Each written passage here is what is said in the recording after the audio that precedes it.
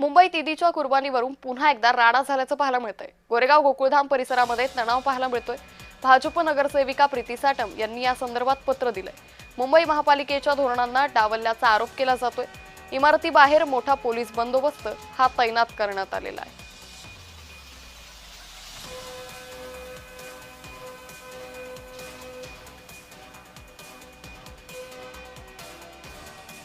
तुम्ही एकत्र या, तुम्ही शेड बांधा, तुम्ही कव्वाली गा, तुम्ही तुमच्या बांधवांना भेटा, पण अशा पद्धतीने ओपन जागेवरती बकऱ्याची कुर्बानी द्यायला आमचा विरोधच आहे।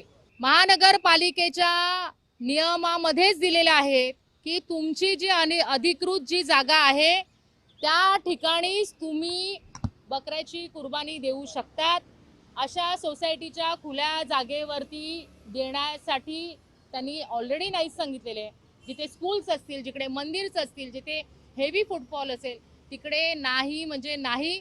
आणि आम्ही गेल्या वेळी सुद्धा या ठिकाणी कॅन्सल करायला लावलेली परमिशन आणि यावेळी सुद्धा आम्ही करायला लावणार।